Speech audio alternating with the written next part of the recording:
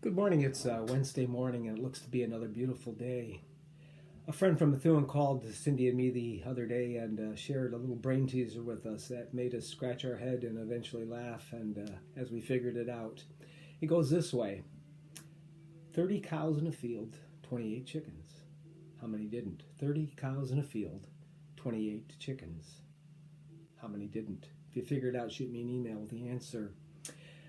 I called my father yesterday. When I did, my sister answered the phone and said, Daddy's kind of struggling today. He's not able to talk. But she held the phone up to his ear, and I told my dad how much I loved him and how much I wish we were there, Cindy and I were there, and that we send our love. My sister said that hearing my voice, my father smiled for the first time yesterday. As I thought about my dad and the fact that his days are winding down, I thought of that prayer that I shared a few weeks ago as I closed the sermon. A prayer from Brian Doyle. I discovered Brian's writing about a month ago, and since then he's really touched my heart with his beautiful, beautiful thoughts. And the prayer that he wrote, one of the last things he wrote was called The Last Prayer, and it goes this way: Dear coherent mercy, thanks, best life ever.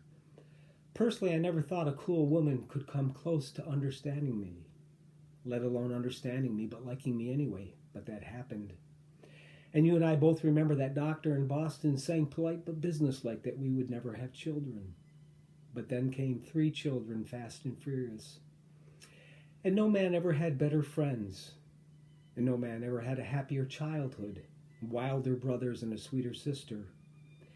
And I was that rare guy who not only loved but liked his parents and loved sitting and drinking tea and listening to them. And you let me write some books that weren't half bad. And I got to have a career that actually, no kidding, helped some kids wake up to their best selves.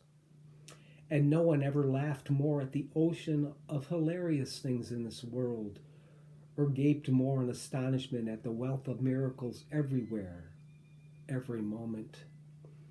I could complain a little here about the long years of back pain and the occasional awful heartbreak, but Lord, those things were infinitesimal against the slather of gifts you gave me, a muddle of a man, so often selfish and small.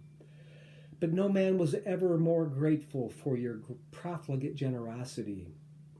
And here at the very end, here in my last lines, I close my eyes and weep with joy that I was alive and blessed beyond measure and might well be headed back home to that incomprehensible love from which I came, muling many years ago.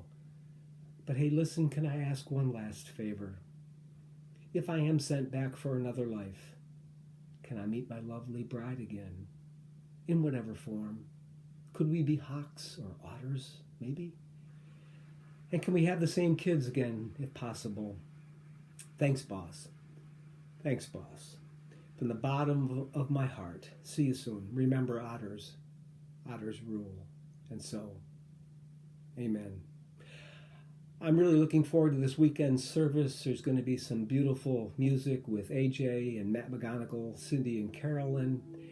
And I'll be sharing a sermon that I actually wrote 25 years ago that began with these words. Even at 35, I call my father Daddy. Still today at 60, when I speak to him, I say, hey, Daddy. And then included in our daily email are 2 beautiful pieces of music from an a cappella group called Anthem Lights. I hope you like them. And then stay in touch, shoot me an email, call me on the phone. I look forward to hearing from you, and more than that, I look forward to seeing you soon. Take care, stay well, and be safe.